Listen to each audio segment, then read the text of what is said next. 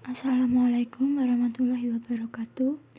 Yang terhormat Bapak Danu Aristianto SSY MH dan teman-teman kelas 3F yang saya cintai. Izinkan saya memperkenalkan diri. Nama saya Azza Fadilah Munaf dengan NIM 2121111203 dari kelas 3F. Di sini saya akan membahas tentang pendekatan dan perkembangan kajian fikih siasah. Pendekatan kajian fikih siasah. Pendekatan kajian fikih siasah ini dibagi menjadi 3. Yang pertama ada deduktif normatif, yang kedua ada historis sosiologi, yang ketiga ada komparatif perspektif. Nah, yang deduktif normatif ini dibagi menjadi 2. Yang pertama ada konsep Al-Quran, yang mana hal ini bersumberkan pada sumber pertama, yaitu Al-Quran secara murni, Al-Quran tanpa dicampurkan dengan yang lain. Yang kedua ada usul fiqh. Usul fiqh ini dibagi menjadi 6. Yang pertama ada qiyas. Qiyas mempunyai pengertian, yaitu qiyas adalah hukum mengenai suatu peristiwa yang ditetapkan dengan metode membandingkan dengan hukum peristiwa lainnya yang telah ditetapkan sesuai dengan nas.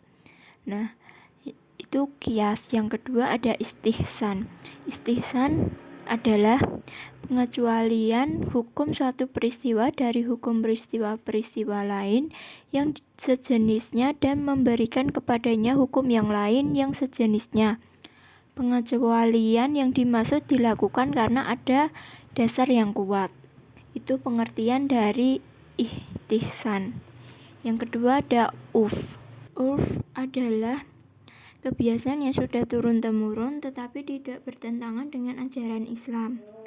Yang keempat ada adah, yang artinya pengulangan pelaksanaan suatu kewajiban dalam waktunya menurut ketentuan syariat untuk kedua kalinya.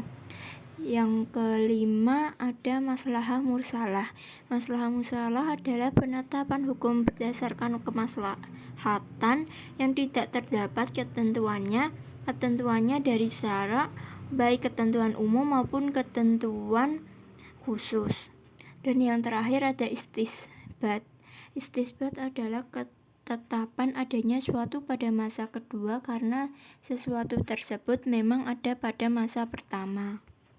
Selanjutnya ada perkembangan kajian fikih siasah. Perkembangan kajian fikih siasah ini ada 3 periode. Yang pertama ada periode klasik, yang kedua ada periode pertengahan, yang ketiga ada periode kontemporer. Nah, yang pertama periode klasik ini ada 3 tokoh di dalamnya. Yang pertama pada masa 833 sampai 842, yaitu Ibn Abi Robi. Ibn Abi Robi ini mencetuskan bahwa beliau mendukung sistem monarki dan memuji Mustashim sebagai khalifah yang adil dan bijaksana.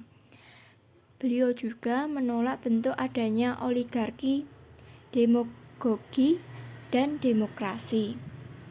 Dan yang kedua adalah tokoh Al-Farabi, terjadi pada tahun 870 sampai 950 Masehi. Beliau mencetuskan bahwa menurutnya ada 3 macam bentuk masyarakat yang sempurna, yaitu masyarakat sempurna besar, masyarakat sempurna sedang, masyarakat sempurna kecil, dan membagi negara menjadi 5, yaitu negara utama, negara bodoh, negara rusak, negara sesat, dan negara merosot. Selanjutnya ada Al-Mawardi, terjadi pada tahun 975 sampai 1099 1059 Masehi. Beliau mencetuskan teori bahwa politik negara memerlukan 6 sendi utama. Yang pertama, agama sebagai sendi pokok. Yang kedua, hukum ditegakkan penguasa secara benar. Yang ketiga, keadilan ditegakkan secara menyeluruh. Yang keempat, keamanan dirasakan secara merata. Yang kelima, kesuburan tanah yang berkelanjutan. Dan yang terakhir adalah harapan untuk berkelangsungan hidup. Nah, selanjutnya ada periode pertengahan. Periode pertengahan ini dibagi menjadi dua.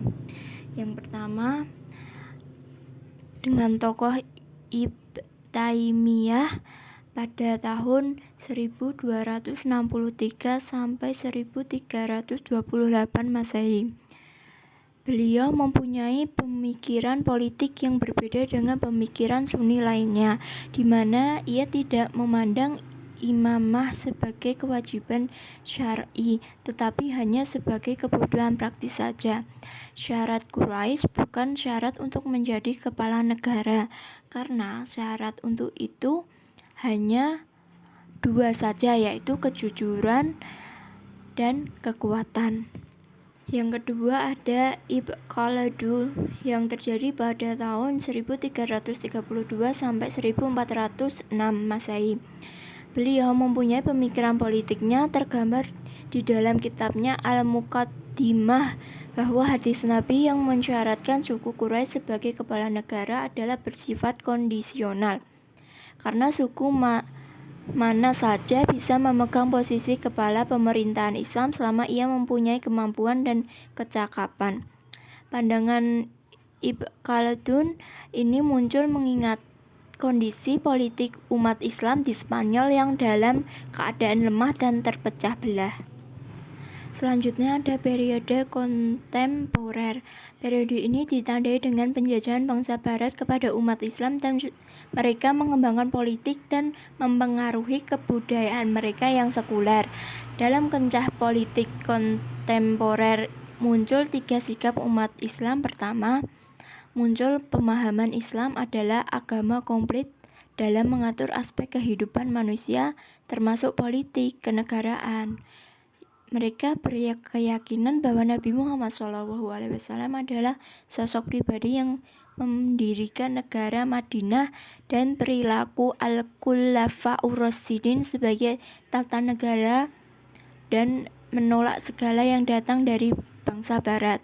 Sikap kedua adalah Islam memberikan kesepakatan tata nilai dalam politik dan kenegaraan umat Islam, sedangkan sikap ketiga menerima dan meniru paham sekuler yang dikembangkan oleh bangsa barat.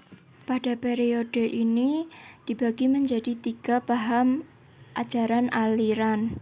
Yang pertama ada paham aliran pertama, yaitu dengan kelengkapan perkembangan, yang beranggotakan Muhammad Rashid Ridha, Hasan al-Banna, Abu al-Ala al-Maududu, Syahid Qutb, dan yang terakhir ada Ayatullah Khomeini.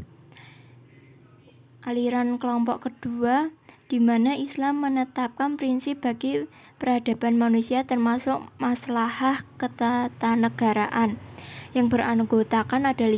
Yang pertama Muhammad Abduh, yang kedua Muhammad Iqbal, yang ketiga Muhammad Husain Haikal, yang keempat Muhammad Natsir, yang kelima ada Fazlul Rahman, dan selanjutnya yang ketiga ada aliran pemikiran kelompok yang dianggotai oleh Ali Abrazik, selanjutnya Tata Hussein, dan yang terakhir Mustafa Kemal Atatürk Ali. Razik mengatakan bahwa Islam tidak mempunyai aturan tentang politik dalam periode ini. Sekian yang bisa saya sampaikan. Mohon maaf bila ada kesalahan dalam pengucapan atau penulisan. Terima kasih. Wassalamualaikum warahmatullahi wabarakatuh.